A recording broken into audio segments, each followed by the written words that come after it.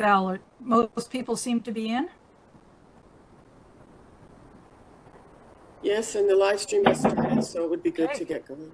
Let's go. Thanks. All right. Hey, good morning, everyone, and welcome to today's webinar. It's titled In the Hot Seat, Protecting Workers from Heat Stress. I'm Andre Gauvin. And I'm Dorothy Wigmore. And we're the hosts for today's webinar. We echoed that. Okay, so I'm just going to introduce Dorothy here. She's a longtime occupational health specialist and educator. She's trained in occupational hygiene and ergonomics and stress-related issues. These days, she's the coordinator in the Eastern Ontario region of OHCOW's Temporary Foreign Worker Project and the Rubber Workers Project. She's also one of the people who worked on OHCOW's recent heat stress infographics. So, welcome. Thanks, Andre. So Andre is up in Sudbury. He's an occupational hygienist with OHCOW, the Occupational Health Clinics for Ontario Workers. He graduated from Laurentian University with a degree in kinesiology and then a master's in human kinetics. And since then has put in about 15 years or more in occupational health work. So after focusing on ergonomics, he transitioned to occupational hygiene a few years ago. So he's now certified both as what's called a Canadian Certified Professional Ergonomist and as industrial hygienist.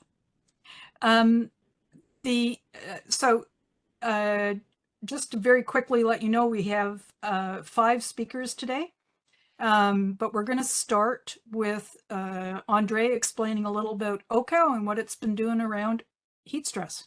Go for it, Andre. Thanks, Dorothy. I'll just stop sharing my video here.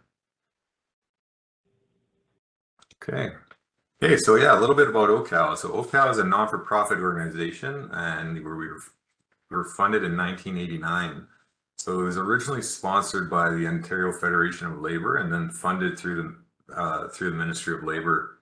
That funding kind of switched back and forth here and there throughout the years, coming from WSIB and then switching back from the prevention system, and now again through the Ontario Ministry of Labor. OHCOW is unique in Canada. There's nobody else really like us. We're part of the Ontario Prevention System, being a partner of 6 health and safety associations.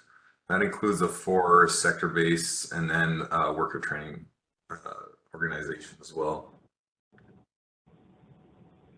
So we work as a team here at OHCOW. We have a multidisciplinary approach. So we have a team of occupational hygienists, ergonomists, occupational health nurses, occupational health coordinators, occupational health physicians, and client service coordinators. So we work together to provide solutions to help your needs, whether it's with prevention interventions, knowledge transfers, or through our clinical services. We help Ontario workers with compensation claims for their occupational injury or illness, and help improve or implement prevention initiatives for Ontario workplaces. So we have 7 locations across Ontario. So we have Thunder Bay, Sudbury, Ottawa, Toronto, Hamilton, Windsor, and Sarnia. And all our services are free, so feel free to contact us anytime and see how we can help you. Our numbers here are toll free, or you can email us at ask@ohcow.on.ca. So we have quite a bit going on here at OHCOW. We have our prevention initiatives, so this is pretty well injury prevention, occupational illness, and then workplace mental health. We have a lot of ergonomic tools and apps, and you have the link there on the slide. We can put that in the chat afterwards. So just for example, for ergonomic tools, we have the Office Ergonomic Calculator, the Anthropometrics Calculator, which are very useful tools. Just to do kind of workplace assessments and things like that. And then occupational illness, we have occupational hygiene tools and apps. So there again, we have the diesel exposure calculator. We have the heat stress calculator, which we're going to talk a little bit about today. And then workplace mental health. So stress assess, that's another big thing. A lot of tools there as well. We also have other projects like the Temporary Foreign Worker Program. Heat stress prevention is kind of ongoing throughout the summer months. And then our special projects like, which are our clinical projects. So McIntyre powder, you may have heard of, nylon casting, GE, Ventroplastics, Algoma steel and rubber workers projects. So a little about heat stress and our tools. So we have the heat stress calculator. I didn't really put this here, but if you want to go to our website, you can check that out. It's pretty neat. It basically gives you this Humidex heat response plan where you don't have to use a chart. So the chart is on your right here, and it's fairly easy to use. You have your temperature in degrees Celsius, you have your relative humidity, and you line them up and it'll give you a Humidex. And then based on that, you can take action. So this is just a quick snapshot of what we do. So you have your responses there, and we also have the heat stress awareness guide, which is kind of part of this, and it gives you, examples of what you can do in terms of heat stress. Keep in mind that the Humidex heat stress response plan is based on the ACGIH TLV, so it's pretty good. It's been validated by a few organizations. And we also have infographics, which Dorothy is going to talk about. So Dorothy, if you want to, oh, actually, I forgot about this. Can't forget about this, right? So we do have a new proposed heat stress regulation. So today it was kind of, set up prior to this coming out. So we were kind of, moving towards this and trying to get something out for heat stress. And then, well, next thing you know, something came out. So it's actually open for public consultation, and comments are due. They were due on September 1st, but they've been moved to September 18th to give us a little bit more time to comment on them and to try to address any gaps that were in the proposed regulation. So we might discuss this a little more later on. So Dorothy, if you want to go ahead and. Okay. Thanks, Andre. So the way this is going to work, given Andre's introduction, is I'm going to do a little review of what heat stress is all about and what it does to people using the infographics that some folks may have seen. And then we're going to hear from speakers about what's happening in the States, and some things about what's happening with a variety of workers, and end up hearing from Natasha from the Ontario Federation of Labor about their heat stress campaign. And hopefully we'll have about a half hour or 25 minutes for discussion. So I am going to share my screen. And so, and what I was going to say is, if you don't mind holding off your questions till the end, discussion time, that would be great.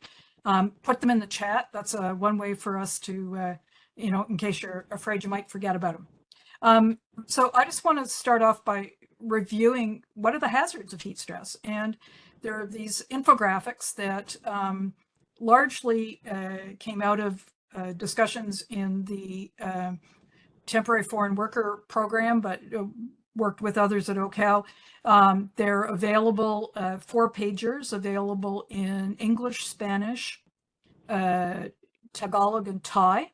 And we also have them, quite similar ones, for greenhouse workers, because outdoor workers and greenhouse workers have a lot in common, but some things are different. So I think one of the things that most people, I don't think, really understand is that heat stress can kill. And we're focused here on workers. We know that that certainly has happened elsewhere with people who aren't workers. But the signs and symptoms are really important to be paying attention to, because the illness is serious and it can get worse really quickly. So in the infographic, we start off, unlike the materials in the States, we've got this in early signs, heat exhaustion, and heat stroke. So early signs go from heat stress. You might have some cramps, might be a little thirsty.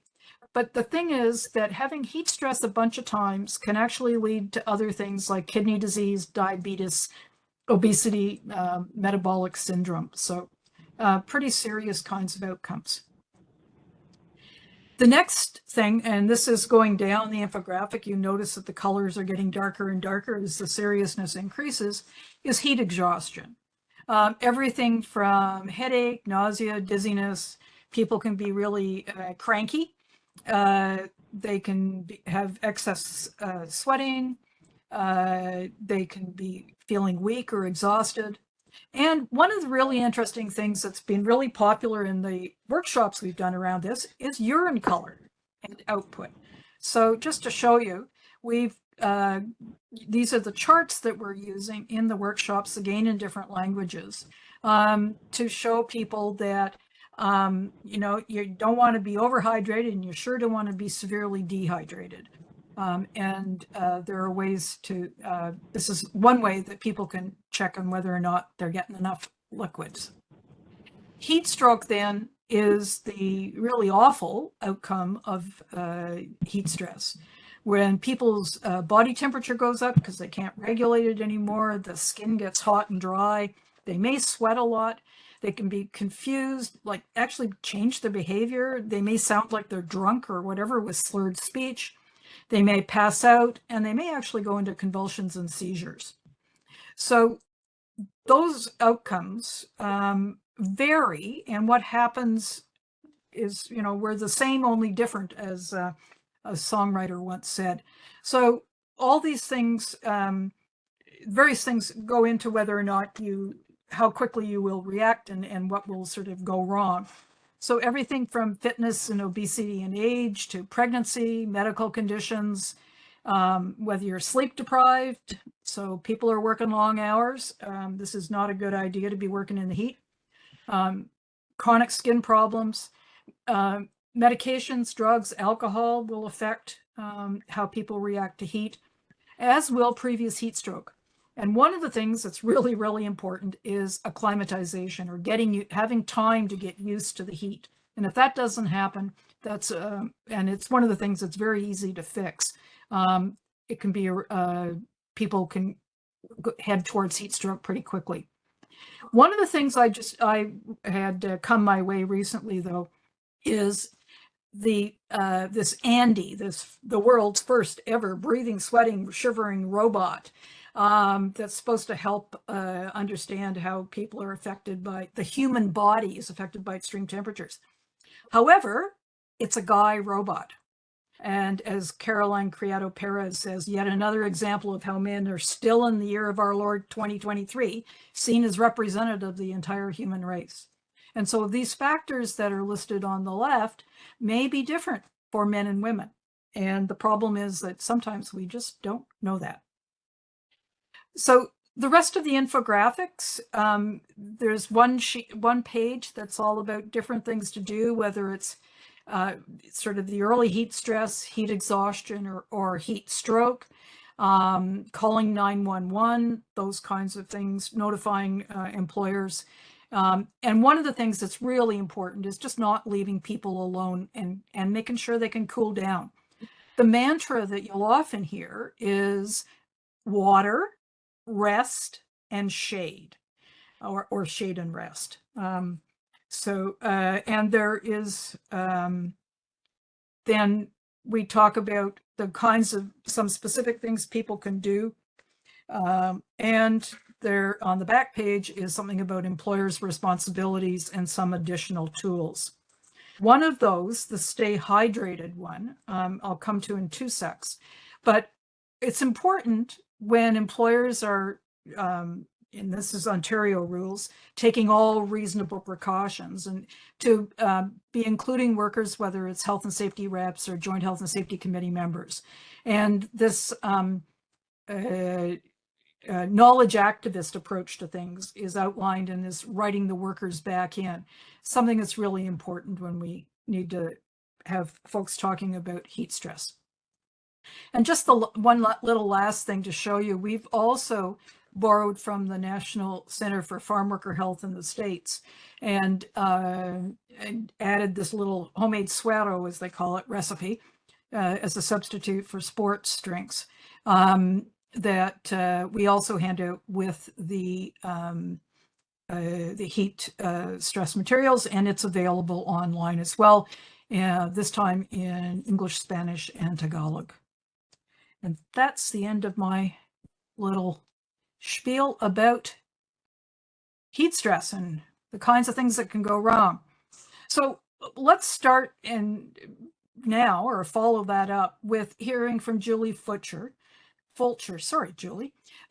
Juley is from a group called Public Citizen in the States, and she has done some really fascinating work about the financial costs of heat stress, and is going to tell us about that and some of the things that are happening in the States. So, Juley, we had issues with getting you started before. Let's see what happens now.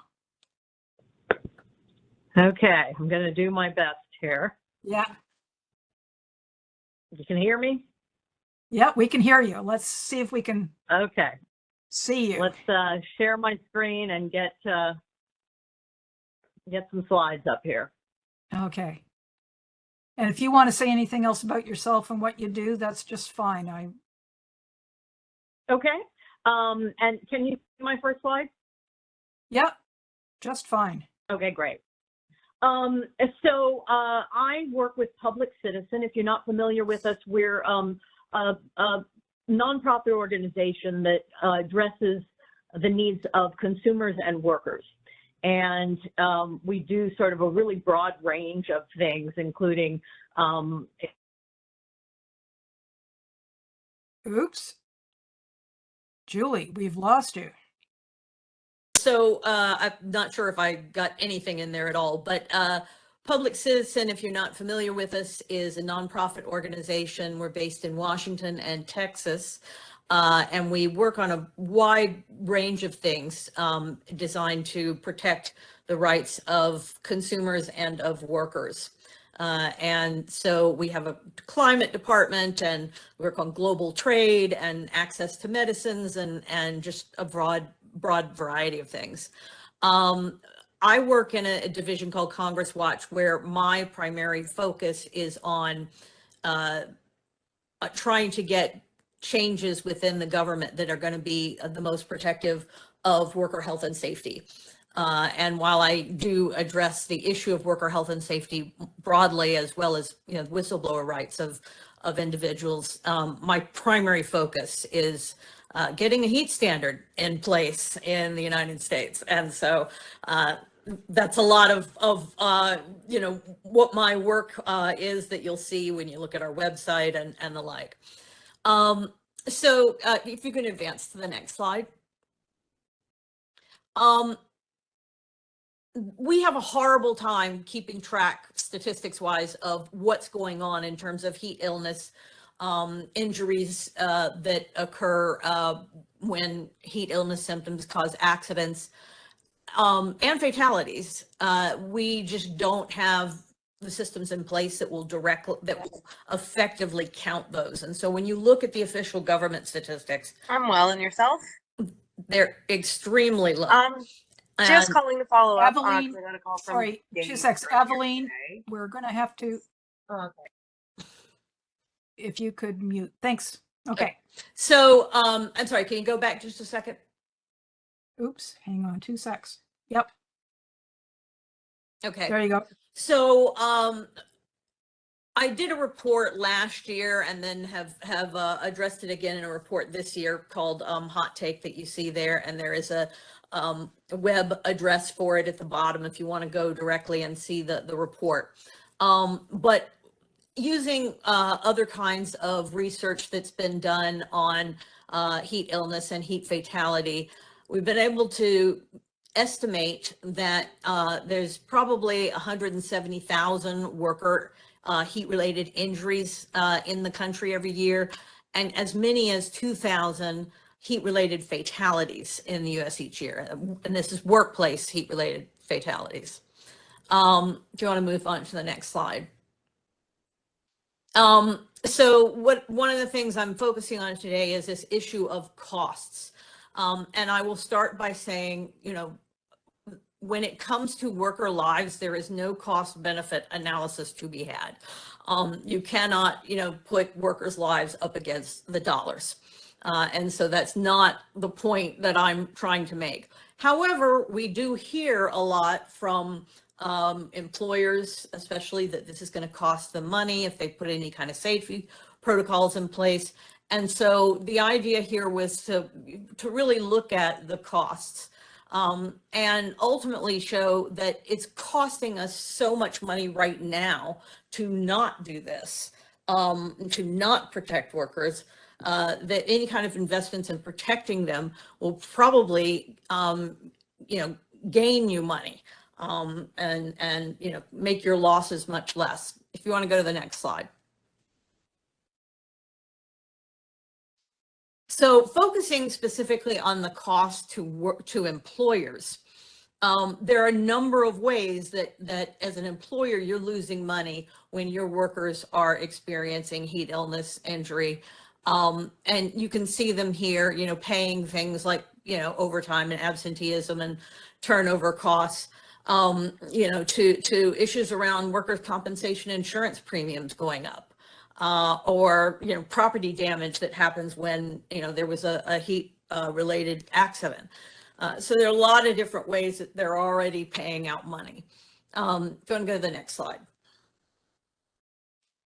I know there's a lot here on this slide, but the idea is to show that when we look at the issue of worker productivity, often when I'm talking to industry leaders about the issue of putting a heat standard in place, their response is that if we give them breaks, that loses that's productivity loss for us.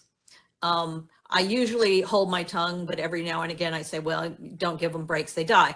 But I try to be more appropriate most of the time and just point out that really you're not able to get the kind of productivity you think you're getting, because we all know that when you're out in the heat and you get overheated, you have to slow down. You can't do as much. You're not physically capable of it. And so this here reflects some research that's been done that allows us to look at the humidity and the actual temperature and to see what kind of drop in productivity you're going to see. And so I gave an example here on the left side, which is if it were 104 degrees Fahrenheit, which these days it's been 104 in a lot of places over the summer. And I apologize for not translating that into Celsius. But if it's 104 degrees with 80% humidity and you gave a worker no breaks, they're working at 25% capacity, which means they're producing 15 minutes worth of work. If you gave them a 15-minute break during that hour, they would be producing 45 minutes worth of work because they would have had time to cool down and not be in that reduced capacity level. So just very clear comparison that breaks are going to save you money, are going to increase your productivity. So here are just a few costs that we're able to see in terms of what this is costing us broadly as a society. It's costing about $2.1 trillion worldwide, the cost of the lost worker time because of this reduced worker capacity. In the US, it's about $100 billion a year. And in 87 countries, the amount of capacity lost every year in outdoor workers is equal to 4 weeks or more per person. So basically, we're losing a month's worth of work from those outdoor workers in 87 countries because we don't have safety standards in place. This is just a quick study to give you an example because there have been limited studies. Some countries have done some great studies. Others, they sort of pick and choose, find little details. But Spain did an interesting study where they looked at a number of years of their workers' comp claims. And we're able to see that 580,000 days of work were lost every year. in Spain due to heat illness, workplace heat illness. The estimated annual cost for the heat-related injuries is 319.4 million euros. Again, I should have translated this into Canadian dollars, but US dollars is 319 million as well. And they broke it down in the cost due to sick leave, which is basically the cost it takes to have somebody in their place that day and train them and whatever needs to be there, and overtime for workers who are filling in. That's 52 million euros. Worker income loss, so that's the workers themselves, losing 49.2 million. The cost of disability pain and suffering. And I'm sorry, I can't really see it the way that the screen is right now. 183 million, and then healthcare, I can't see that one at all. 28 million euros. 28 million euros. So, I mean, just a great way to see what kind of cost this is causing. If you want to go to the next page. There's also a study in Australia, South Australia, that looks specifically at the medical costs. And we're able to show about 6 million Australian dollars in annual medical costs because of occupational heat stress, injury, and illness. And those medical costs, they found, increased 41.6% per degree Celsius once you reach 33 Celsius. Every degree up from there, you got another 41.6% increase in medical costs. Next slide. So, all of that detail, is available. I'd love to, answer more questions if people have that and point you to the reports to get more detail on that. But I also wanted to talk a little bit about what's going on in the U.S. And I wanted to give a really brief overview if you're not familiar the way our structure works. The Occupational Safety and Health Administration, or OSHA, is a federal government agency that has jurisdiction over all private employers throughout the country. They also delegate to 22 states the authority to essentially do their work within the state. So OSHA normally, is going to create workplace safety standards. They're going to educate employers. They're going to enforce the standards that exist. The state plan states have their own little state OSHA. I shouldn't say little, their own state OSHA that enforces the federal safety standards. And they can also create their own safety standards as long as their safety standard is stronger than the federal standard. In the case of a heat standard, they can create one because we don't have a federal heat standard. So they can create one on something that doesn't exist on the federal level. Here are just a few examples. Well, they're the only examples of states that have put something in place. California has outdoor and wildfire smoke standards, and they're currently working on adding indoor heat standards. Washington has an outdoor heat standard, and they're working on wildfire smoke as well. Oregon has indoor and outdoor heat standard, wildfire smoke standard, and heat and labor housing standard. Minnesota, just an indoor heat standard. Colorado, an outdoor standard that only applies to agriculture workers. Next slide.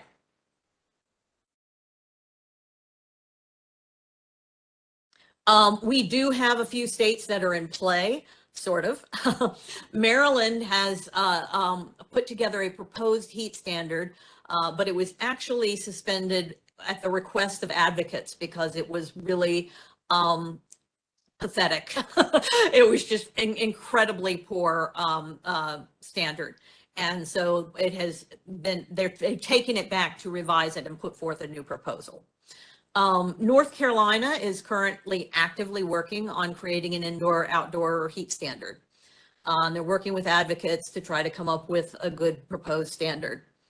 Nevada has had an indoor and outdoor proposed heat standard for a while, a few years. And at this point, it's just kind of stalled and is not moving forward through the system. There's been a lot of industry pushback, and, they're just kind of industry managed to stall it. So we don't know if that's going to start up again. Virginia OSHA worked very hard to develop a proposal for indoor and outdoor heat standard. And once it was put in front of the voting body within labor standards within Virginia, they voted it down.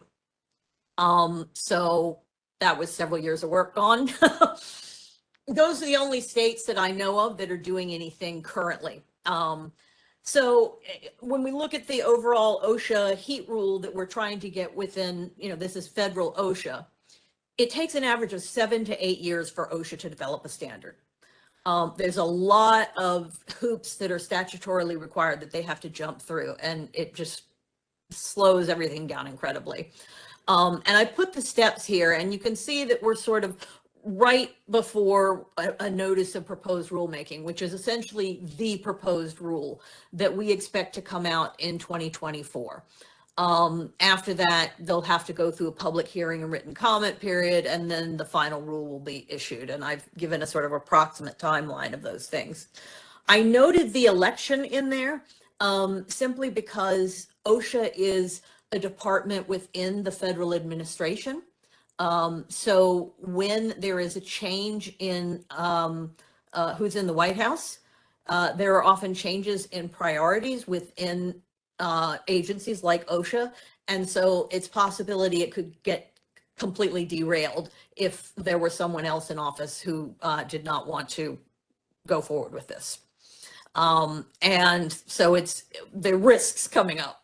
One of the ways that we're trying to address this is through a bill in Congress called the Asunción Valdivia Heat Illness, Injury, and Fatality Prevention Act. It's a mouthful, but named after a farm worker who died in 2004. And the bill has been introduced in the Senate and the House. Next slide. And basically the whole point is that the bill would direct OSHA to issue an interim standard that would be in place now to protect workers until that final rule can be completed several years from now. So that's our big focus right now in terms of lobbying and trying to get this done. We have, more than 100 organizations who support this bill. We're building up co-sponsorship on the bills right now in the House and Senate. And so this is sort of the only way we foresee right now getting a standard immediately, which is what we need. Our workers, can't handle another summer like this. Next slide. So I just wanted to point out here, I put my email address at the bottom, jfulcher@citizen.org. Feel free to contact me directly with questions. And I can also maybe put some website addresses in the chat for you. Great, thanks so much. Julie, okay, well, that's what's happening in the States and some of the stuff around costs. Now, what we'd like to do is hear from Chris Ramsaroop, who's with Justice for Migrant Workers, and hear what this group has been doing, particularly in terms of Southern Ontario migrant farm workers and their work around heat stress. Chris, thanks for coming. Thanks for having. I was just at the Metro workers strike. We just helped to organize a solidarity rally. So greetings, everybody, and I'm glad to be here. I'm not going to be 10 minutes. I'm going to be less than 10 minutes. I'm just going to try to pull up what I sent earlier to y'all. I might need some help, Doris. I can do that if you sure. you would like. Yeah, Hang sure. on just Thank you. 2 seconds. Why don't you say a little bit about your group while I find the document? J from W, Justicia, Justice for Migrant Workers. We're a activist collective based in Toronto. Before that, I was with the United Farm Workers of America. We've been organizing with farm workers and temporary foreign workers for the last 22 to 23 years. We started Justice for Migrant Workers in 2002, I believe. We've co-partnered with many organizations, including OHCOW, as well as around workers' compensation issues with IAFCO, advocacy and organizing with the Injured Workers Action for Justice. And we're proud members of the Food Chain Workers Alliance, which is a continental wide-based organization that advocates for workers' rights across the entire food chain. So right after I'm done here, and after done this Solidarity Rally, I'm heading out to a few different communities in Southwest Ontario to do outreach, particularly on this issue. So very briefly, current timeline, Jay from WCCR did a public statement earlier this year in June around heat stress.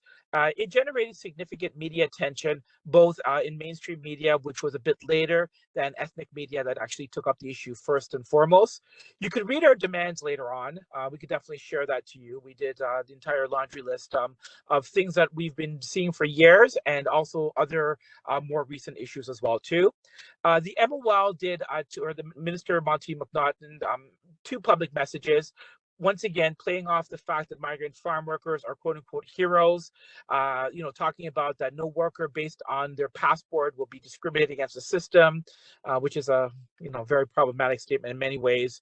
And also, once again, the onus is on the supervisors and the employers and their duty to protect workers, which is also in our experience quite problematic. We can talk about this TCR response during the Q&A period. I think there's 3 or 4 things which are more important around this recent consultation. If we go further down, sorry, just past that. So we all know the consultation is on September 18th. So some of the objectives that we're developing with workers and what we're going to be doing is to continue to do street outreach, worker house meetings, trying to build with workers once again to expose conditions. We're also sharing information and learning from different members of the Food Chain Workers Alliance, hearing from different struggles in Florida, New York State, Washington State, and California, learning from their experiences, and not just looking at what existing regulations are, but what were the issues and demands that workers' organizations were putting forward prior to the enactment of regulation. So the Food Chain Workers Alliance has been an important space to try to think through what's happening here in Ontario and to learn from the experiences from other workers. We're an activist organization, and we're going to do what we do. Some people like it or not. We're going to do direct actions. There'll be continued protests, exposing of conditions, and workers' actions to highlight these particular concerns of what we're seeing around heat stress, both inside facilities such as greenhouses, cannabis facilities, and with workers working on outside farms. We're also identifying potential litigation strategies if they're needed. At this point, we're working towards if necessary, and working with allies, the feds, different NGOs, OHCOW, the legal clinic system, and different activist organizations to develop more of a fulsome campaign. When I talk about back to basics, what are some of the principles, objectives? We have a regulation that's been developed, but what do workers actually want? And we wanted to take a step back to see, if workers had a chance to develop, implement OSHA regulations, what it would look like, as opposed to what the state is currently saying. So we had a meeting just on the weekend with a small group of workers, and of course we're going to keep building this over the next month or so. Is workers should be prioritized in decision making and implementation. As a result of the structure of the temporary foreign worker program, there's a systemic power imbalance. Employers are listened to, workers not, which is no surprise to anybody on this call. Workers are adamant that there should be no reprisals for speaking out, particularly around these issues. There's always been a strong conversation about the role of racism and racism, structural and institutional forms of racism that is existing. So examining the correlation between race, racism, and the implementation and development of health and safety laws. The workers continue to tell us that Black and Brown workers do the most dangerous work. And that has not been acknowledged or recognized in many discussions on these particular issues. It's also thinking about, particularly with temporary foreign workers, issues of immigration, of course, and looking at not only band-aid solutions, but the root causes of migration and the root causes of why agricultural workers continue to face power imbalances, not only here in the province of Ontario, but across pretty much the continent. We've talked a lot about proactive inspections and the need to develop anti-reprisal measures, but ensuring also that when proactive inspections are taking place, that workers are in a position to speak out without reprisals, and also to ensure that when inspectors are going in, they're not just simply listening to what the employers are saying. Workers are also bringing up the idea in whose interest are the consultations being undertaken, and how much of a direct impact are they going to have versus that of the employer class. So far what we're hearing has been, on one side, it's not surprising, but it's angering, right? Not only workers are fainting, but Dorothy's talked about dehydration, and the workers, in the group that we talked about, each of the workers knew 4 or 5 people who had fainted. They lost count of how many people were suffering from dehydration. They said there's scores and scores of people who are facing dehydration in both greenhouse settings as well as in the outside facilities. Employers are not providing water and shade. If water is provided, workers are concerned about the quality, particularly that if it's in a greenhouse, that it's greenhouse water that they're drinking. Workers are also facing other forms of occupational health and safety hazards, including tiles, greenhouse tiles falling upon them, and other chemicals and pesticide-related concerns in correlation with heat stress and rising heat. We've talked about the role of racism and racial stereotypes. The workers brought up the fact that if they're from the Caribbean or Mexico, there's this belief and assumption that they are not entitled to, or they shouldn't have protections of workers in other industries. And of climatic reasons, because they're from the global south, they can handle the deplorable heat stress issues that workers are facing. We talked a bit about water. In many cases, the workers are being provided with water bottles. The melting of plastic has been an important concern. Now, a lot of times when we talk about shutting down farms, people kind of roll their eyes and think it's kind of out there. And, when we're doing both, the media discussions as well as the employer, what we're hearing from employers is tremendous pushback. But the workers are pretty adamant about why farms should be shut down at the most highest temperatures. And they're saying that, look, it's just too hot to work in a greenhouse. Give us some time. So we can go when it cools down, and we shouldn't have to face, these tremendous heats.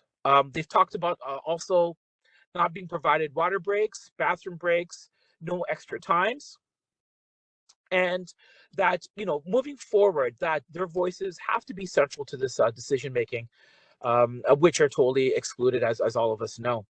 So I think, just in conclusion, at this point in time, we're going to continue to do our organizing and outreach work, looking at some of these structural issues, and making noise as much as possible with workers on their farms, and also in the communities where workers live, so that their voices are not forgotten, and that they're just simply not add-ons at the end of this public consultation.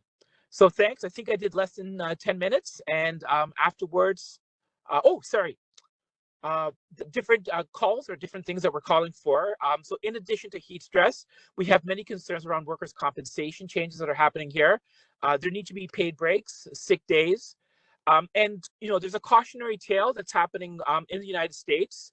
The Morristorm Farms in Sonoma County, where there was a significant OSHA victory, where the farm was fined over $300,000 for reprisals, heat reprisals for 21 H2 workers. And of course, the cautionary tale, and what we've heard in some of the cases that we've won at our Ontario Labour Relations Board, we win. We've been winning human rights cases. We've been winning cases at our Ministry of Labour around OSHA and employment standards. But the frustrating part is that if we're not talking about status and permanent status on arrival, on one side, yes, it's a victory against employer reprisals, and this heat stress regulation will provide some basic protections. But if a worker cannot return to work after exerting their right, or if they've been disbarred and cannot return to their country, return to the country that they work in, then we've got to really question about these larger structural issues that need to be addressed simultaneously while we're pushing for changes within our heat stress laws. Thank you, and I'll take questions and comments later. Thank you, Chris. So there's lots of work that OHCOW has been doing over the years with migrant farm workers, and these days with temporary foreign workers. Eduardo Huesca is the project manager I think the title now is for the Migrant Worker Projects. And he's going to talk a little bit about what OHCOW has been doing in a particular project that's going on right now. And we'll hear a little bit more about that from someone from the partner organization. Eduardo, go for it. Great, thank you so much, Dorothy. Can you hear me okay? Yep. Okay, great. And so I think you're putting up my slides as well, right? I had a little. Oh, if you'd like me to, I can do that. That'd be great. Thank you so much. Sorry to, more stuff on you. Okay, hang on 2 secs. I just need to make sure I've got yours there. Okay. Let me.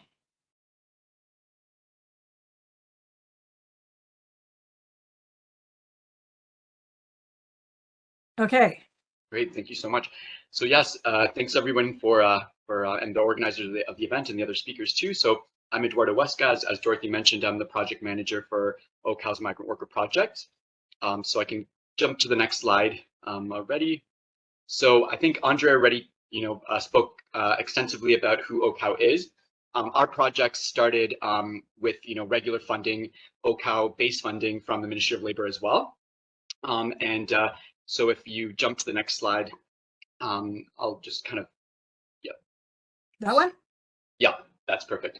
So, with this base funding around 2006, some staff at our Hamilton clinic and some staff at our Windsor clinic started to reach out to agricultural workers, migrant agricultural workers, and, just really hearing and really inspired by the great work of organizations like UCISA for Migrant Workers and CRIS and UFCW as well, and other community organizations, and just really hearing some concerning situations around occupational health and safety and these workers. And so, our some staff just really ended up outreaching into different agricultural communities across Ontario, connecting to workers and really trying to understand what was going on in terms of their work experiences, what their concerns were, and starting to develop a response in the form of a program. So we've been working again with communities since 2006, and it was, our work had been really outreach driven. We would land in community sometimes with our parachute occupational health clinics. So that would include bringing a nurse and our occupational health physician and actually seeing workers as patients. And this was in the early days when primary healthcare wasn't really all that available in a lot of these regions. Now we see, a great work from community health centers that have developed specialized clinics that are accessible to these communities. But yeah, we would land it sometimes at the back of a church, in the basement of a community center, and start seeing workers that way. And that was really our ability to learn, both obviously see the workers and help them with their health concerns, but also ask them a bit more about the work and kind of explore work relatedness of their conditions. And next slide. So more into the current times, we, like similar to other organizations recently, we have received some additional funding, federal government funding that I think it's, I guess, the second wave of funding. There was initial pilot funding that was provided to Kairos Canada from the federal government, and now it's been provided to multiple organizations, one of which is Teamwork, representing the Teamwork Project. And it's the Workforce Windsor Essex and the Windsor Essex LIP. And so through that project, we have a Western team. So this is in the region of Windsor Essex, Sarnia Lambton, and Chatham Kent. And so this is just some photographs from activities that we participated there. And next slide. And our other kind of current work is also then funded similarly federally, but through the organization TNO, or the Neighborhood Organization. So in the next slide, there's just a couple pictures of our work in the regions covered by that project. So both projects are again funded federally, and so we're kind of a bit of a mixed bag of now using provincial funding and this federal funding. So this slide, you can jump to it as well, to the next one.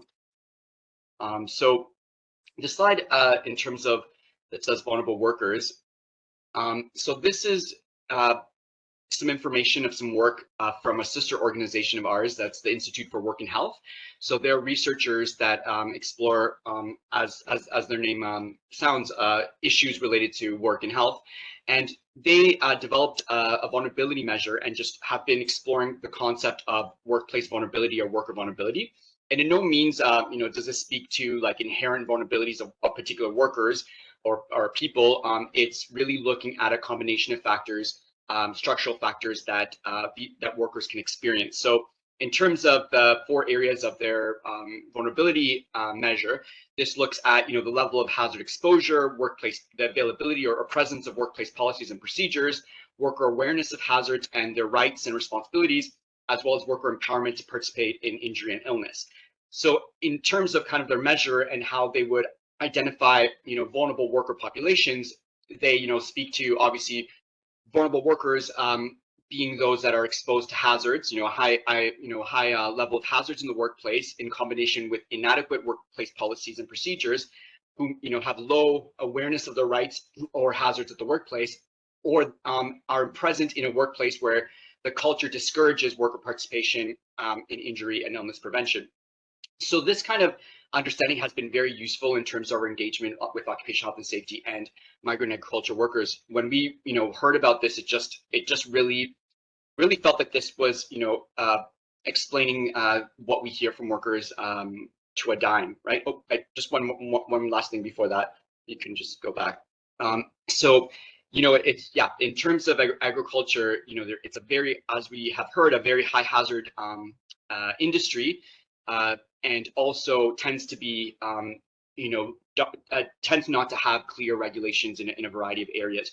And with migrant workers, and as Chris mentioned, the immigration status of migrant workers, the power imbalances that has created, it really discourages workers from speaking out and identifying concerns, even at situations that are very dangerous for them. And we saw this a lot even during the peak of COVID, where workers were quite worried about a lot of things that weren't happening on farms that were spoken to as requirements in other places, and yet they were having to put in places where they had a fear of speaking out or being dismissed and potentially losing their job. So again, this is a very important concept to include in our look into health and safety in these populations. Next slide then. Thanks. So I just wanted to touch on some work we did in 2012 and 2014, specifically on heat stress and sun safety with migrant agricultural workers. So we looked at the US for materials. They tend to be a lot more accessible, a lot more visual. They are just on it in terms of formats that really look at the accessibility needs of workers. So we found 2 kind of sets of materials, one by Kalosha that focuses on, and Dorothy mentioned the focus on water, rest, and shade. So that's kind of the premise of these materials, as well as Project Fresco from the National Center for Farm Worker Health, which is a community kind of educator-led model of a workshop with a big flip chart that you put on and have workers kind of engage at that way.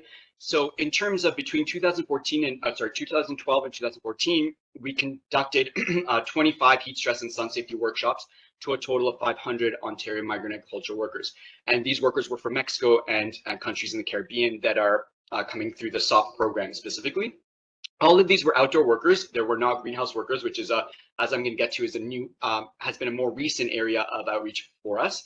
And so these workshops took place in the regions of Simcoe, Norfolk County, Niagara Region, Bradford, and Durham. And they both occurred on farms. So we tend to be invited sometimes to farms, invited by the employer to run workshops. So some of these took place on farms, and other ones were at the community level at regional events or health and information fairs. So in the next slide, I just wanted to share some findings from these workshops. So as part of these workshops, we had a discussion component to them where we asked workers about their experiences. We had some questions, and then we also then just had workers be able to speak more broadly about their specific experiences. So these are just some of the findings that really rose to the top of these discussions. So one was that the majority of workers had not received prior training or information regarding heat stress or sun safety, that we were the first ones that were talking to them about these hazards. Most workers identified that they did not know what to do in a case of a heat stroke emergency. So as we know, whether it's calling 911 or even knowing where you would even call 911 in terms of a farm field. Like they identified that they hadn't really been provided any type of coordinated plan for this. A lot of workers did note that they were able to access enough drinking water during work time, but we did hear stories similar to what Chris mentioned earlier as well. We also heard stories of workers being told they couldn't bring their water bottles into the field for food safety concerns, so that they ended up having to leave them far away. So the issue of the distance of the water versus just the availability was something that we heard about as well. A number of workers noted that they experienced sunburn while working in Ontario, and we discussed kind of this misconception in terms of sunburn on darker skin, on brown and black skin, and a lot of them noted, sunburn to the neck, to their face, to their arms, and that kind of triggered us focusing a bit on sunblock. This picture that here is a worker in Simcoe, so we distributed sunblock. This was we also did kind of a bit of an assessment on sunblock to try to find the best sunblock, and then ended up shifting away from this Life brand to a different brand. But we also then, workers noted that they didn't feel comfortable asking for additional breaks beyond those allocated times. They felt that they could get in trouble for asking for more breaks in terms of when, it gets hot outside, and obviously that's what the materials and others have spoken to is, when it gets hot, you really have to slow down and stop. One big issue that we also saw as a simple solution, yet a lot of employers were not kind of taking workers up on it, is the accessibility of shade. So most workers, again, these are field workers, said that they didn't have access to shade to take breaks, and so a lot of them, if the kind of building area was farther enough and they were in the field, they were having to take breaks in the sun, so that cooling during breaks was really not happening. And then we did hear, though, that most workers did experience kind of a coordination from employers around, trying to not work in the hottest parts of the day, or organizing, taking, considering the temperature, and some examples of actually stopping of working and additional breaks as well. Next slide. So that just kind of gives us a sense of some stuff we've heard. Again, this is a bit old data, and so it'd be something very interesting to take up. Another issue we've seen that is connected to UV exposure is pterygium, or in Spanish, carnosidad. So this is a little flap of skin that starts growing in the eyes from the side to the center. So part of this is UV exposure to the eye, prolonged UV exposure to the eye. So it is a very common exposure. Like when I do workshops with both Latinx and Caribbean workers, out of maybe 10 workers, I'm seeing like 6 workers with this condition, at least a bit of this condition. Obviously, because of living in countries with longer term exposure to UV, but when they're coming here, then they obviously have this condition, and it then obviously gets further developed through their exposure working here in the sun. So that's something else. So we have a project that provides safety glasses and talks to workers about dealing with this, but that's another connection to make as well. Next slide. Then I think I'm go a little bit faster. So Dorothy already talked about, so this is just the last few slides, is just our current work right now. So Dorothy's already talked about our infographics that really have been receiving quite great reviews, and we're really happy about that. We took a lot of time. Our attempts at resources sometimes ended up being, again, text heavy, and so this is really what we feel we're finally nailing, kind of the visual aspects that are accessible. So this is just also kind of a reminder to other organizations, including the Ministry of Labor as well, is that we have to make information accessible to communities. If not, it's great if it's science-based, it's great, amazing stuff, but if the format is not right, it's just not going to get to the people it needs to get to and absorbed by them. So again, again, we're we could always improve, but I really, I'm really excited about these infographics and the template that we're using moving forward. So another current work that we're doing, so there was a case in one of our regions, and this case was coordinated by Cynthia Mora, our regional coordinator, and Daisy Rivendera. And this was a group of workers who identified concerns with high temperatures in the bunkhouse. And the concerns were not addressed by the employer. They spoke to the employer. The employer told them to just open up windows and doors, which they didn't feel was obviously safe at night, and just also attract bugs or other stuff. So it really wasn't appropriate response. We tried to contact public health, who identified that there's no max temperature regulation on worker housing. So that really didn't go anywhere either. And the Ministry of Labour of Ontario does not recognize worker housing as part of the workplace, so they do not regulate it. Although WSIB does see the housing as an extension of the workplace. So in terms of reporting to the Ministry of Labour, that hasn't, it doesn't seem that it's going to do help. So anyways, as part of an additional intervention, we provided the workers with an AirNet, so it's this little AirNet air quality monitor. And so this measures CO2 as well as temperature and humidity. We were using a lot of these to talk to workers about air quality in the bunkhouse, concerns around COVID, and the focus on ventilation and air cleaning in the bunkhouse. But then we kind of, suddenly now are using these with the idea of measuring heat and humidity. So the workers on 3 separate days measured, were able to kind of just pop this up, took pictures, sent us the pictures of the screen. And basically these are the readings. So as you can see, these are quite concerning. And the humidex is obviously how we feel the temperature and humidity. Beyond 46 and 47 are identified as just dangerous and or very dangerous and could result in heat stroke. So we want to expand this work. We have other workers that we're about to provide these for. We could also get just thermometers for workers and so we're, if those that are connected to workers identify those that have concerns around temperatures, and we also have talked to workers in greenhouses who are interested in also taking measures. Oh, and then this is going to be in talk to expand this together with CELA, the Canadian Environmental Law Association. And sorry, this is the last slide, but I think it's very short. Just really quickly considerations, as was talked about, the heat standard consultations are happening. From our findings, just a requirement and enforcement, and that's the thing, right? In terms of standards, if there's no enforcement in agriculture, we've struck, it's just it doesn't really make a change, especially when workers are structurally disempowered. And so we really, are looking at requirement and enforcement of training, including emergency training, and really looking at, and I really wrote down the thing about how in one of the U.S.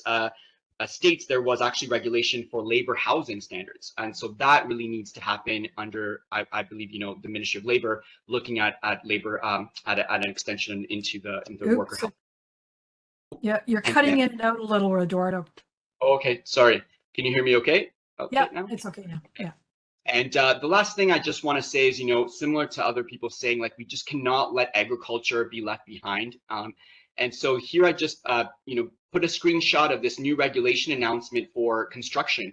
And this is the Ministry of Labor's announcement of, improved washrooms for construction sites with an understanding of women workers' experiences and needs in terms of good functioning washrooms. And we still hear stories about workers being told to go to the washroom outside in fields. So the same workers that are measuring the case of the measuring of the heat stress told us that there's no washroom facilities close enough into where they're working, so they're being told to go to the washroom at stores. And field sanitation has been an issue that has been talked about for a long time. So again, we put together a letter to the ministry saying, okay, great announcement of construction.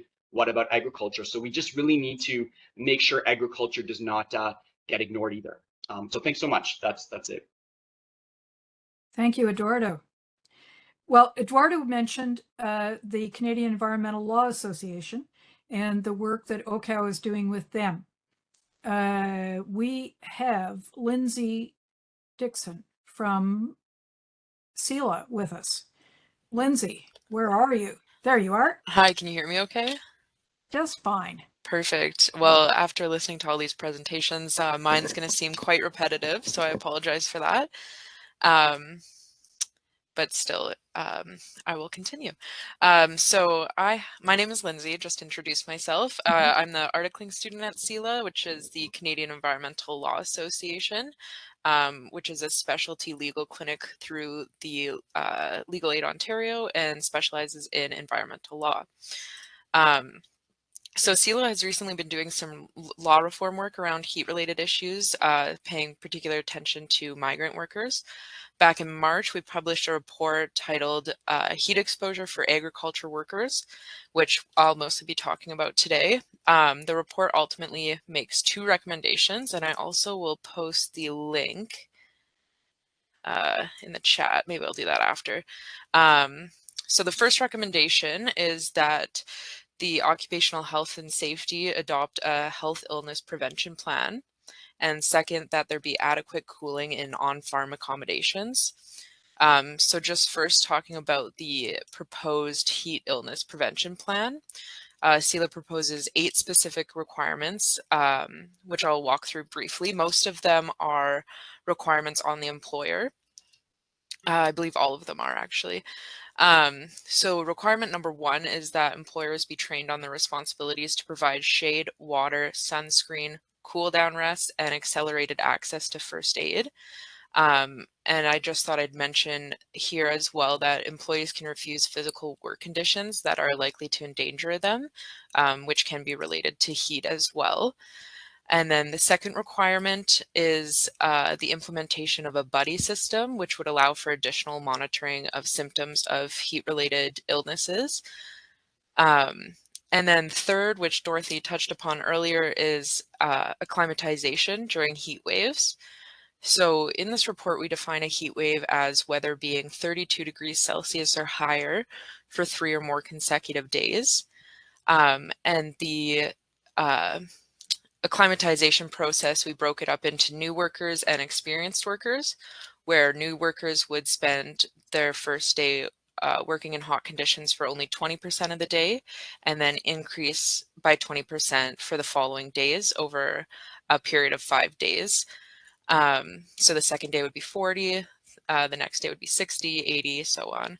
And then for experienced workers, they would start their first shift in the hot environment at 50%, followed by 60% on the second day, 80%, and 100 on the 4th day.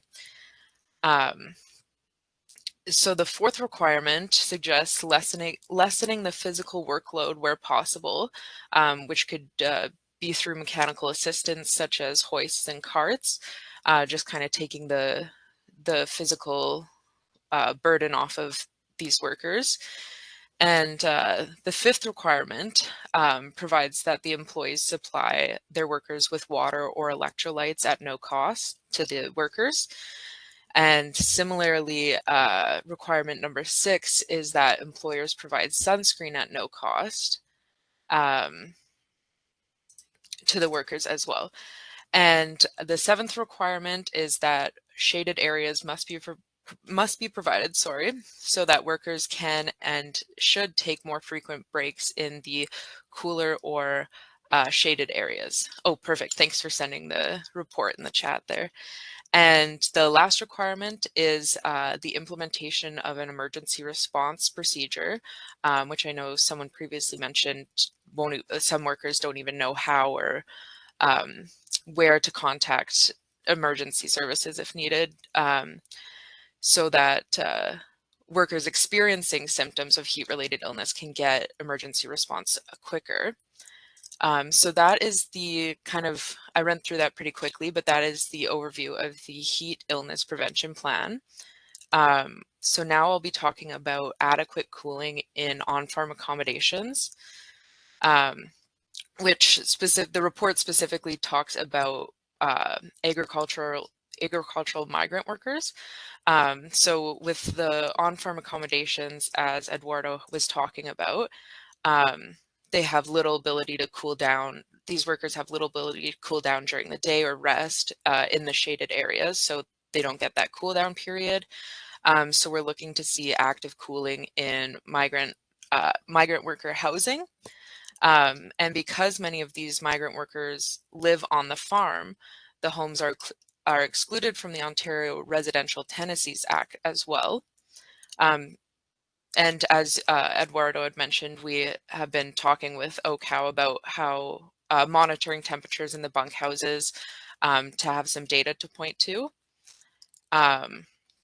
So CELA thinks that there needs to be health-based standards and can clearly link this to eliminating heat-related deaths per the National Adaptation Strategy. And the ESDC, which I think is the Employment and Social Development Canada, already regulates some of these things for migrant worker housing. So these requirements can and should be added as well. So going forward, CELA is looking at a few potential areas for raising concerns for migrant worker housing. The first would be making Health Protection and Promotion Act complaints. The second, similarly, would be making complaints to the Ministry of Labor. And third, which I know some people have previously discussed as well, is writing demand letters specifically to the Federal Employment and Skills Development of Canada. Sorry, that's what the ESDC is. So that is what CELA is currently looking for, or currently working on as one of our law reform projects and in conjunction with OHCOW. So thank you. And yeah, any questions I'll address at the end as well. Okay. There is one in the chat we'll come back to, but the last speaker we've got here is Natasha Luckhadt from the Ontario Federation of Labour. And I know we've been talking a lot about migrant farm workers and their issues, and when it comes to heat stress and some of the contexts in which they work. But as outdoor workers, they're probably as good an example as any of what happens when heat stress is a hazard. But there are other folks affected too. And so the Ontario Federation of Labour has been trying to cover them off as well. Natasha. Yes, thank you. And if you wouldn't mind running my slides, you've done such an incredible job of doing everyone else's. That would be wonderful. So as Dorothy said, my name is Natasha Luckhadt. I'm the Director of Health and Safety and Environment at the OFL. Thank you to Dorothy and the whole team and all the speakers for being here today. I'm here because the OFL launched a campaign called The Heat is On in partnership with Providence Centre, linking the climate crisis with escalating stress, heat stress that workers are experiencing. We often talk about the climate crisis and health and safety in two different conversations, despite them both being in my job title. But heat stress is a stark example of how they interact and how we can't ignore that interaction. So before I go on about our campaign, I'd love to get a sense of the different sectors that people work in or have worked in where they experience extreme heat. And if you've done office work, which can also be, you can be exposed, feel free to put in the chat sectors of workers who you think could be impacted. Oh, you're giving it away. No worries. Okay, I'll sneak it back. I'll sneak it back. No stress. Anyone? Farm worker? Yep. Thank you for being here today. Lots of discussion. Airports, healthcare, beverage manufacturing, some sectors I haven't even thought of, mining, teachers, education workers in general, bakers, construction, forestry, firefighting, construction. Wow. Automotive, plastic injection, trucking. Okay. Landscape. And I can't put mine in, which is hospital cafeteria. Yes. Yeah. Steel making, tree planters. These are exceptional examples, and also examples of how heat stress impacts everyone across all sectors, and indoor and outdoor workers. Yeah, you can go to the next slide, Dorothy, if you don't mind. So the examples that I've given here, we've talked about a lot about migrant farm workers working extremely long hours in blistering sun with few heat protections. Restaurant workers sweating it out in brutally hot kitchens with no relief. Line workers working in dangerous conditions and who are already dealing with intensifying climate emergencies. Welders who are already working with hot tools and then have added environmental elements. Education workers, like we talked about in the chat, and students suffering in stifling classrooms and portables. I remember portables being really bad in particular, and I couldn't imagine what it would be like now with the heat waves that we're experiencing. Which brings me to this slide, Dorothy, you were just on it, Just the next slide there. It's talking about heat waves, because if we don't address the climate crisis, basically yesterday, by the 2050s, Toronto is expected to have 5 times more heat waves per year compared to the last century. And that's not even close to the worst. In Kingston, it's expected to be 9 times and 10 times in Thunder Bay. Dorothy, if you just advance 2 slides, it should be there. Which, Oh, sorry, it was, that's okay. If you go back, no worries. okay. And you know, when we look perfect. When we look at what's happened in the last few months with fires and floods anywhere from Nova Scotia to the Northwest Territories right now in Maui, heat stress will only be compounded by other climate emergencies. In our health and safety resources in general, I try not to focus on injuries and deaths as a reason to act, but in this case, it was unavoidable, and the sense of urgency is there. And we wanted our campaign to focus on both reflecting workers' experiences and also gathering them. So we have a Google Doc link that I'll put in the chat now for workers to fill out who have experienced heat stress. And then we can use those examples either with their name or anonymously. There's a spot to indicate that in our campaign. So I'll put that in the chat now. So in our resources right now, we give examples of Kim Warner.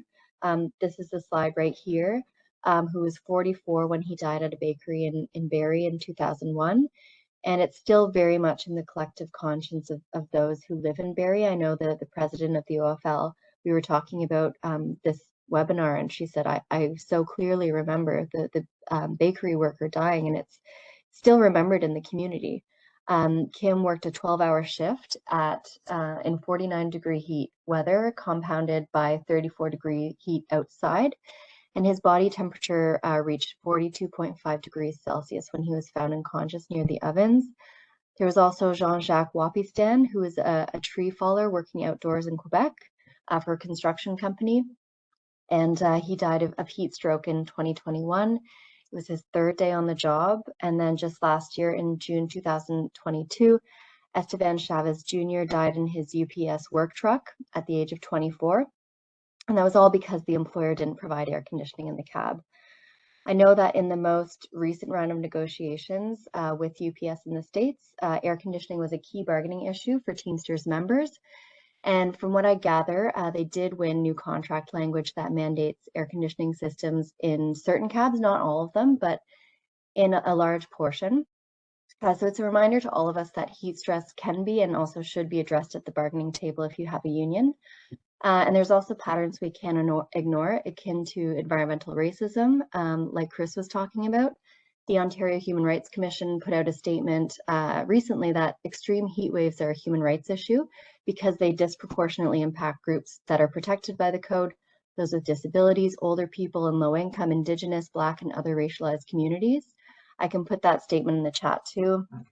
We see that exact dynamic playing out in workplaces. Oh, I just realized I only sent the Share Your Story link to Dorothy, so I'll send that to everyone here. And for example, in the States, in 2010, Latinx workers have accounted for 1/3 of all fatalities.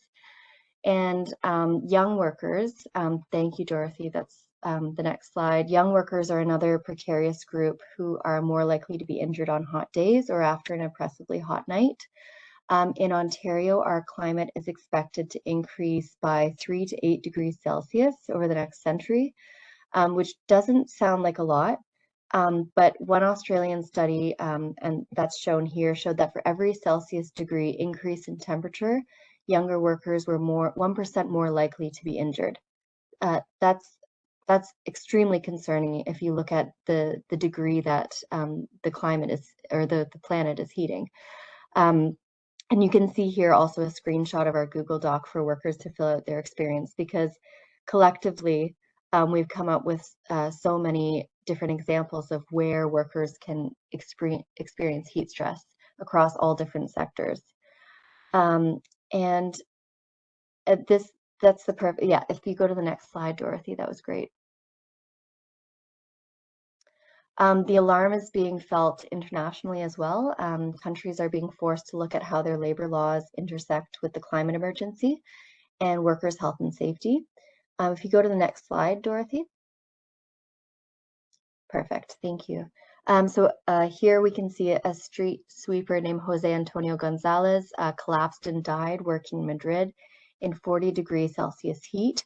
And that incited a call from municipal unions for a change in working conditions.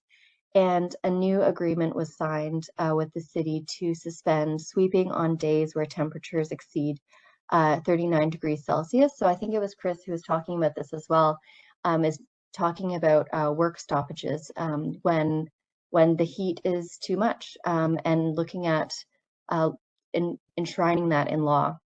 And that's also happening, those conversations are happening in the UK. Unions are demanding the government pass laws stating the maximum heat in the workplace, which leads me to talk about what we have here in Ontario. Dorothy, you could go to the next slide there, please. The Ontario government. Oh, sorry, I missed what you said there. No, I was just going to say, so it's the Humidex slide. Yes, please. It's the next one, okay. Yeah, so the Ontario government has not done enough to protect workers in general, but particularly from rising heat. Regulations exist for how cold a workplace can be in industrial settings in particular, but the Act doesn't stipulate a ceiling for how hot temperatures can be either indoors or outdoors. Similar to what's being called for in the UK is that ceiling, just like there's a floor for how cold a workplace can be. I think it's 17°C. The ministry does have guidelines on working in extreme temperatures and a fact sheet, but those only go so far. It talks about creating a heat stress control plan for employers with process heat, which is like bakeries and smelters, and that it follows the threshold limit values set by the ACGIH. And while that isn't enough, at the end of the day, the ministry does hypothetically have the power to enforce the threshold limit values in any workplace when it comes to heat stress under the general duty clause for employers to take every precaution reasonable to protect workers. And Dorothy spoke about that earlier. Does this have to happen often? Not really, at least not in Ontario. The Wet Bulb Globe Temperature Index is a tool that's often referenced for measuring heat stress, but along with being complicated to say, it's also a very complicated tool. So we as Labour always advocate for the more accessible tool that's created by OHCOW. You can see here, it's the Humidex Heat Stress Response Plan. There's also an awareness guide. And that's intended for all parties, so the employers, joint committees, ministry personnel, and inspectors, workers.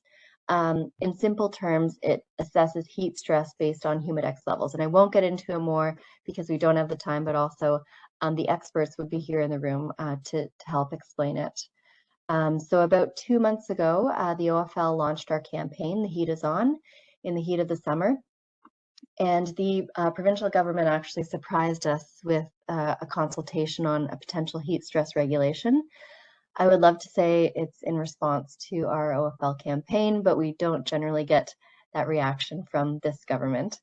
I should also add that there's another consultation, a simultaneous one about outdoor air quality. And in that, we plan on talking about the need for higher ventilation requirements indoors as well, because the impact of the climate crisis can have an impact on indoor environments when you think of wildfires. And then also, if you increase ventilation, it also helps with any, reduce the spread of airborne illnesses. Both consultations, as I think it was Dorothy was saying, were announced on August 1st with a deadline of September 1st. Sorry, it was Andre who mentioned it. That's not enough time for a genuine consultation. And a lot of people are on vacation, so they may not have even seen this extremely important consultation. As we've talked about, it's literally workers' lives are at stake. So we asked for an extension until the end of October, but they pushed it until September 18th. So What our next step is we can't say our position yet because we have to meet with all of our affiliates in early September to see what we think about the proposed regulation. But I can say that it does include some more controversial elements, such as regulating a worker's body temperature so that it doesn't exceed 38 degrees Celsius. And I say it's controversial because of what Dorothy was talking about with the male robot. People experience heat differently, especially women, pregnant women, elderly people. And so what's the same temperature for two people by measurement doesn't mean that protects them both from heat stress. So in general too, we at the OFL and in the health and safety movement in general, we try to make sure that controls or prevention controls are not all at the worker, as we say, and that would be controls like PPE and workers regulating their own temperature. It's not to say that those elements aren't important. Rest, shade, and water are extremely important, but we'll be pushing for changes that put the onus on the employer, because at the end of the day, they're the only ones with the responsibility to keep the workers safe, and we'll also be putting the onus on the ministry because they can introduce labor laws that will help protect against or reduce the amount of heat stress that workers will continue to feel as the climate crisis escalates. So we're past the point of calling every worker killed by the climate crisis a wake-up call. We keep seeing that in the media, but we're calling on the government to act now, both on heat stress and the climate emergency that we're all facing, some to different degrees. So I'm going to put a link in the chat for our OFL petition. And then I'm also going to add a link to our info sheet, which includes a lot of the information that I shared today. But I hear what Eduardo was saying about us making these resources more accessible, and it's incredible to see that OHCOW's resources are in a number of languages so that people who are experiencing the heat can access them. So that's it for me. Thank you, Dorothy, and OHCOW and everyone. Thank you. Well, we've arrived at 3 o'clock. My timing estimates weren't quite right. So I haven't been able to watch the chat very much. I know that I've seen some questions. Andre, did you? Yeah, well, basically, can we tweet the story to the link that would be for, sorry, is that, Sandra, was that for Lindsay? Or no, sorry, that's for Natasha. So that's the link that you just put out. Can we tweet that out? Can we share the link, Natasha? Please do. We encourage you to share any of those elements. To share your story element.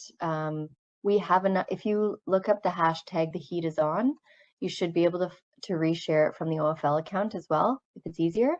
But for sure, the share your story, the petition, the info sheet. Please be our guest. Mm-hmm.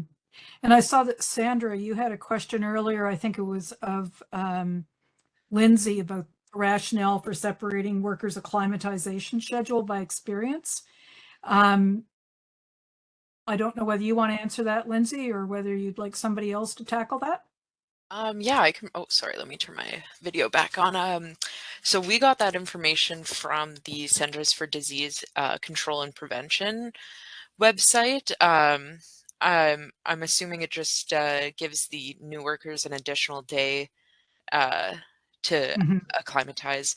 But if anyone wants to add anything, please feel free. Yeah.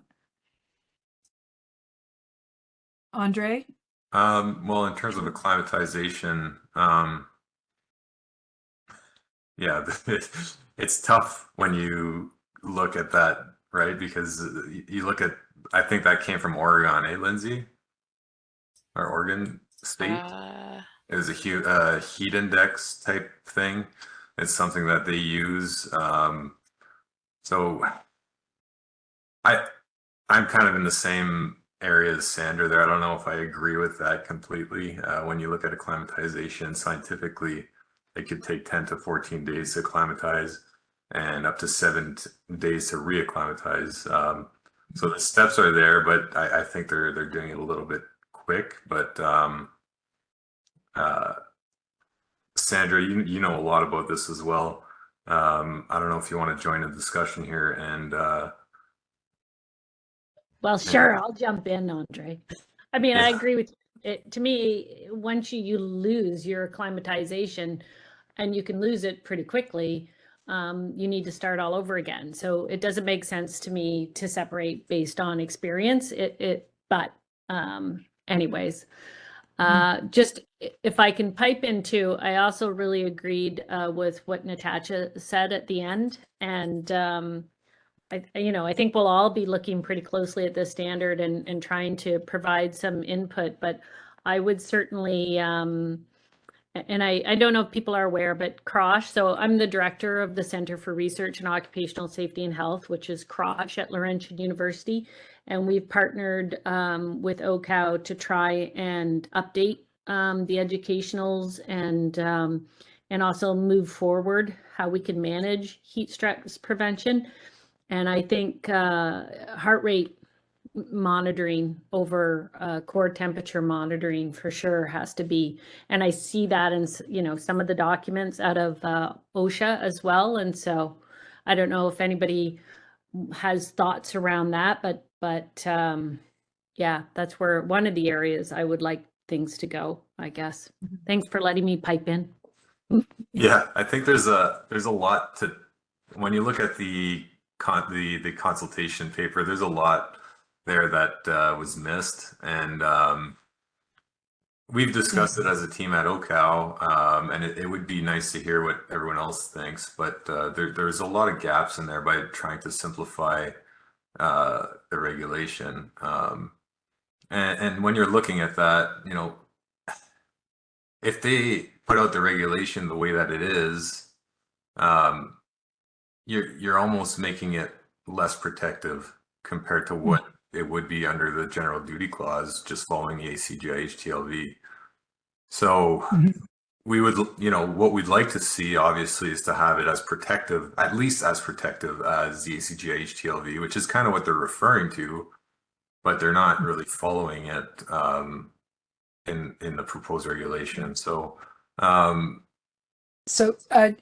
thanks, Andre. Lillian has said, does the regulation have one standard across the board? And that's one thing. I just pulled it up because one of the things I'd really noticed with it is that there's a difference if you're an outdoor worker. What the proposal says is that that employers only have to advise workers of the heat warnings and the importance of staying hydrated and taking breaks and rest periods. So that's a little bit different than actually taking action to ensure they have the water, have the shade they need, can take the breaks and things like that. And I think as we've heard from different people talking about workers' experiences, it's hard to take breaks if they aren't sort of built into the work schedule, and the person that is responsible for that or does that is either the employer or the supervisor. So as Kimberly says, you certainly need different tools for outdoor and indoor workers, but there's a lot of coverage, sort of things that'll work the same in both and apply the same in both kinds of situations. And I was just going to really quickly explain, I didn't mean one standard between outdoor and indoor workers. I meant more so like one standard for employers to implement the policy, and just flagging that because folks from Oregon talked about one of the shortcomings of their win is that there was some wiggle room around what kind of heat plan employers were required to put in place. They could basically put together their own heat plan, and that had kind of the downstream effect of making it harder to sort of do, education across the state with workers about what they were entitled to. So I think it's just, making sure you're thinking about like you know, you're going to have to organize workers to hold the employers accountable to the rule either way. And so it's easier to do that if everybody has, you know, a very basic set of rules that they know that employers have to follow. Mm-hmm.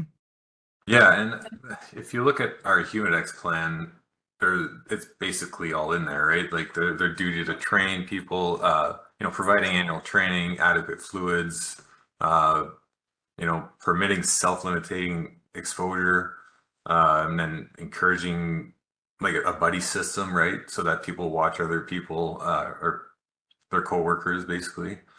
And obviously adjusting based on what's happening, body type and what people are experiencing in terms of heat, just like you mentioned earlier with you know, women compared to men and their fitness, their duty, their job tasks, what they've been doing. So monitoring all that based on the temperature that they're being exposed to. So you know, that's all part of the Humidex based response plan.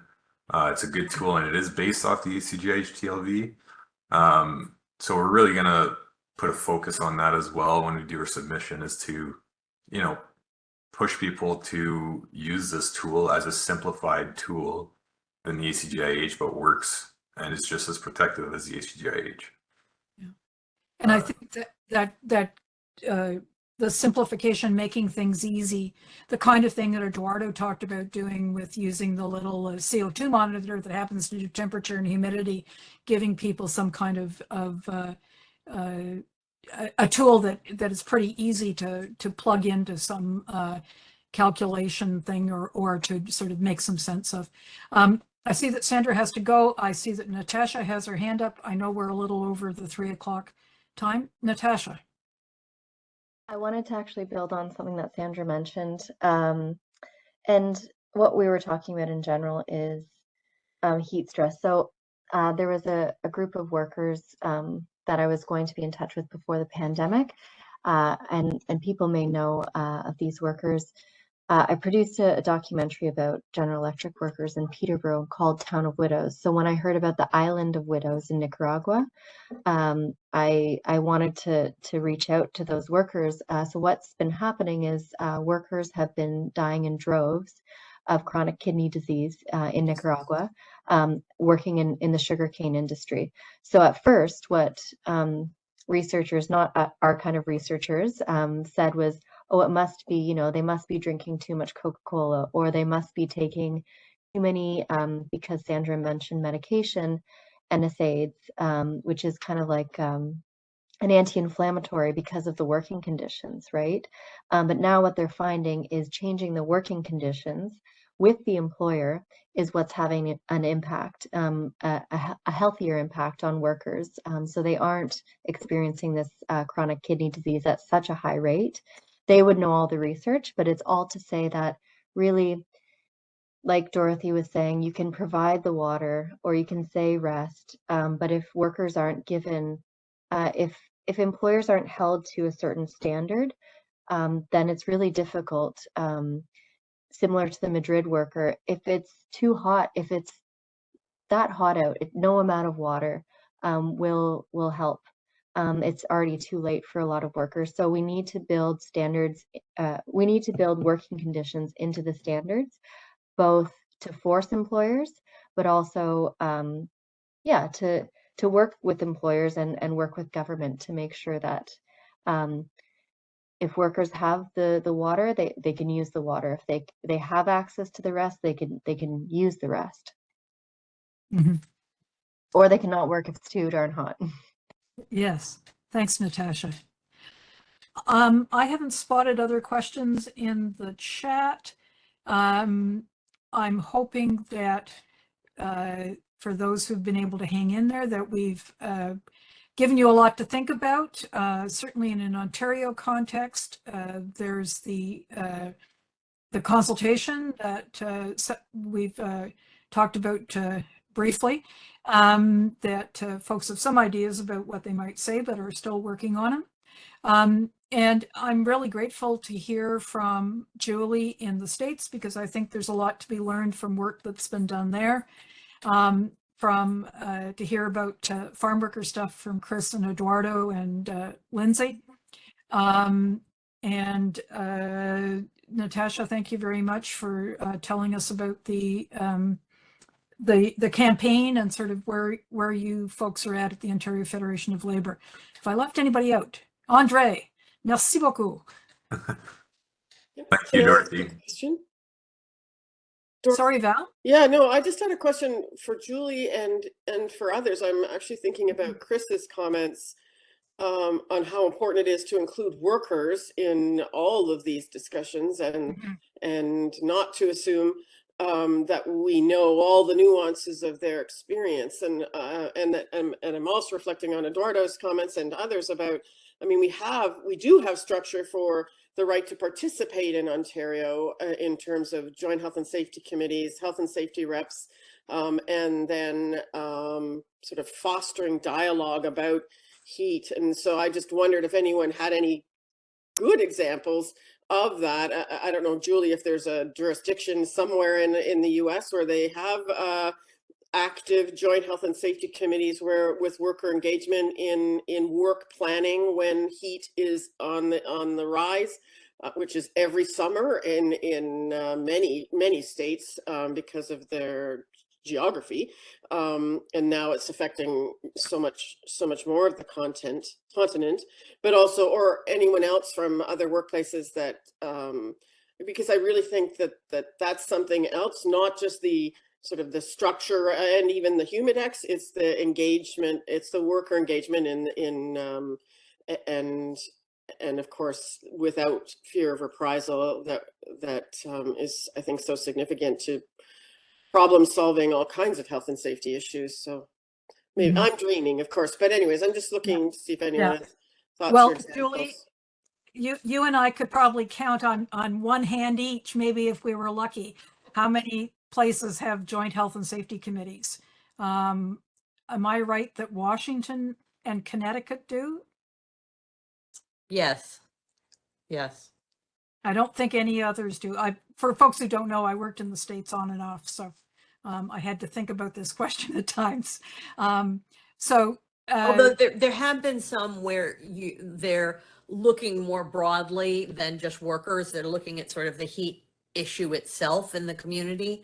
And, there are individuals from the public who are part of that that's going to address workers plus everything else.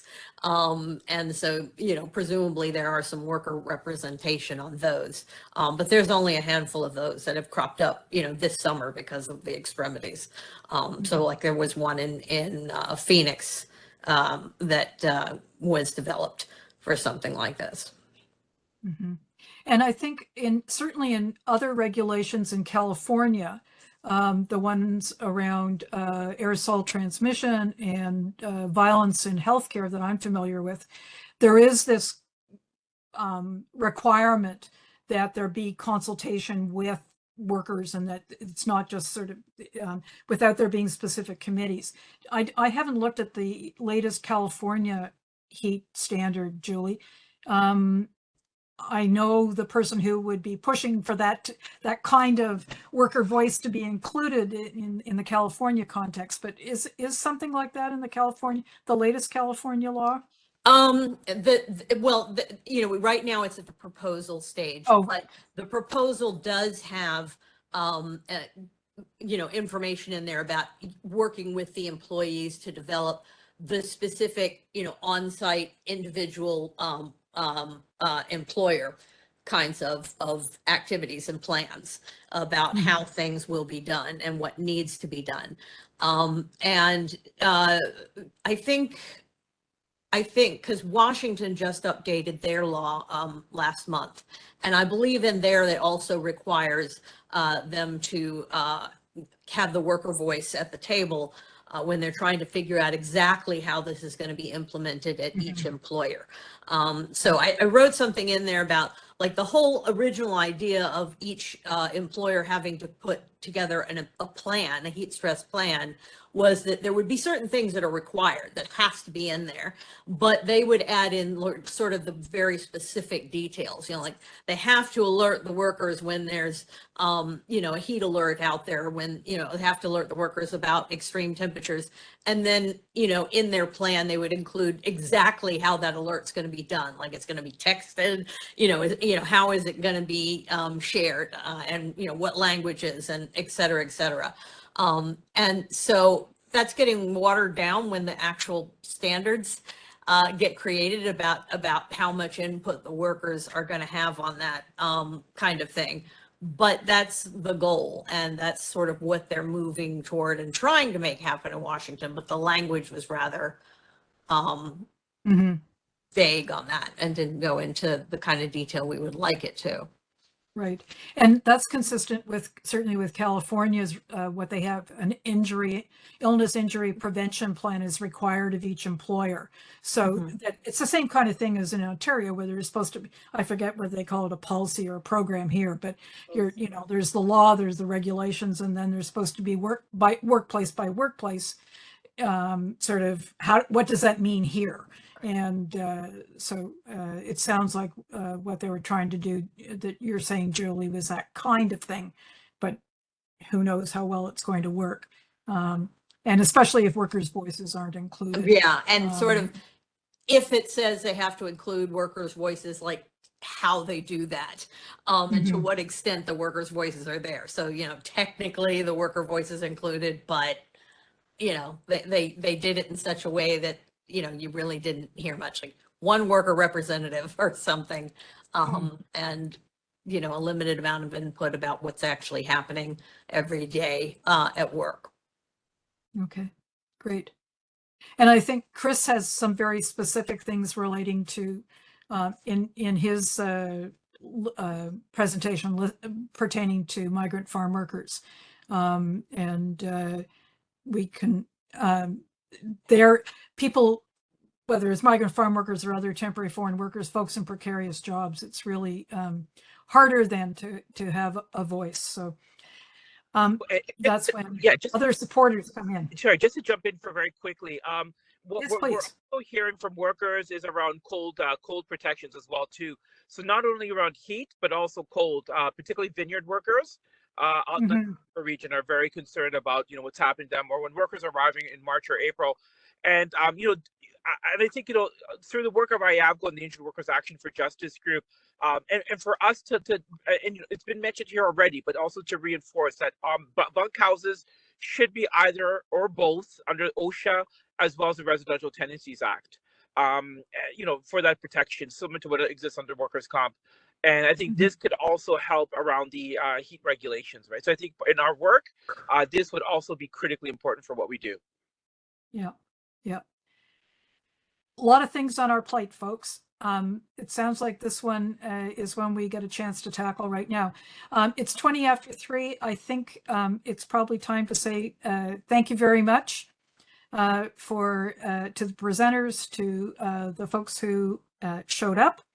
And all of this will be, the recording will be made available along with the where we have presentations and Chris's document. There'll be PDFs of those for people. There are links in the chat. We'll figure out, I haven't had to do this before, but I know there's a way to save them with the recording so that people will have an idea of follow-up sources of information. So, Andre, anything I've missed? I think you covered it all, Dorothy. I'd like to thank you for hosting a great webinar. Did a great job. And yes, if you have all of the slides, can we share that with everyone? If you can get approval to send the PDFs off to participants. We'll post those, Andre, at the same link as this event next week. Lisa will put them up, and so on our website, the link for this event will include then the link to the videos and the slides. Perfect. Thanks, Al. And I've got everything. So that's one of the advantages of asking for things ahead of time, just in case. Thanks again, folks. We're, as I say in my family, I'm waving. And we'll see you next week. Actually, Val, before That's we right. I should have put next that in the week, chat. please. Yes, we are doing another COVID conversation next week about back to school. And it's an interesting combination of looking at indoor air standards, including the recent recommendations from ASHRAE, and as well as some that have been implemented in Australia, and also understanding how their winter went. And of course, ours is about to start. Our traditional cold and flu season, of course, augmented or worsened by COVID already climbing. So it'll be an important talk, and also to hear about a number of grassroots parent groups that are working to get clean air in their kids' schools from across the country. So a really good discussion, and also some staff. So we will share the link. It's on our website now and on our Eventbrite site. I just put the link to the overall. I close. Oh, there it is. Great. Yeah. So it's the top item on that website. Okay. Thanks. I have to mute because my phone's ringing. Okay. Thanks very much, folks. We'll see you maybe next week. And if you want to know more about what the various groups that we've heard from today are doing around the heat proposal, you know who to get hold of, and we can send you to them if you don't. Thank you. Thanks, everyone. Bye. Bye, everybody. Have a good weekend.